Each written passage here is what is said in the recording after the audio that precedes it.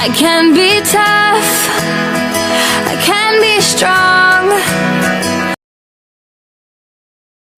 Okay, atong kanon sa pagkuning RFID kay tudlon na ko sa inyo sa pag-fold. Okay, yun na yun lang ha. So mabasa niyo muna yun na ang plaster. So ato ni siyang balihon ana. Paano masabi? Ayun, i-fold nyo ng kaning na yung, makita nyo na sa inyong kuan sticker na yung kuan nyo nang inyo na i-clip na dayon human kanta mo isa mo i-clip pod dayon plaster. Atong ibalik itong kining ito ibalik ito na sa ibabaw. So anaon lang ninyo sundan lang ni para dili mo makakuan. So human inyo na ikuan dayon kining silopin inyo na siyang ipasaka. So hinahinay lang yung i-slide yung saka ra ng pag nasaka na hinahinay lang yung i-slide, di ba? Dali lang na. So hinahinayon lang. So ma-level na siya ng imong gi-fold niyo ganina atong ikaduhang fold. So apit na. So pag humandi ha inyo na po na siyang i-plaster. Okay. So pag human inyo na po na siyang idikit sa pikas. Oh. So inyo lang nang i-level ng kuan silopin, idikit nyo na. So hinihinayan lang ninyo para ma-plaster siya kay pagdikit na okay, hinihinayan lang nyo, i-level lang nyo ng silopin.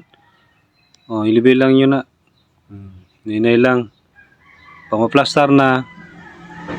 Okay, hinihinayan lang nyo kuan. Okay, ayaw mo hadlock, hadlock mo. Okay. Di ba? Pag napilit na, yun na nang i-slide para ang bubbles matangtang. So, yun na lang kadali. Dali ra kayo na, ayaw mo hadlock.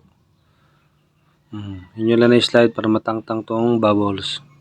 So, katong ito mga straight na bali na diya sa kono. Tapad sa may QR code. So, human, tangtangon yun na yun ang kuwaon. So, pag matangtang na niya yun na siyang i-slide the pod. Anaon lang. Dayon. Di. Plaster na. Ang itom, nabali na diyan So, ang QR code, dapat nasa sa right side banda. So, okay na. Pag manana, man yun nag-slide, yun na siyang plaster po diha. Yung i-kuan, kung iyang estilo niya, kung diha na magyod ka na. Ini ko i-plaster gyud ako niyo. Na so gigaydan ako sipat gyud. Ina lang silipin para ma-plaster pagtangtang sa papel. Una na ang QR code nara sa right side. So gitatag kauban mo hawid ani.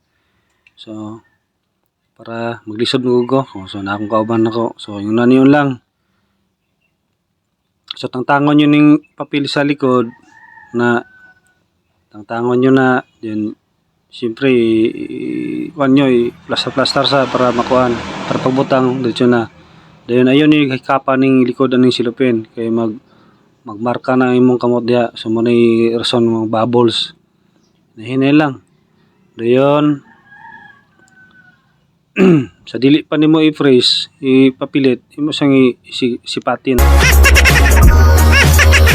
ay mo na nang ipapilit. Yun na naon na kadali. Dali ra kay na. May maghadlok. Di ba? So, pilit na. Naon ra. Dali ra kay na. So, di ba? Muna giingon nga. Oh my God! Dalam sheet. Wow! Dali ra kay na ko ng trabaho. So, okay na. So, sige, salamat.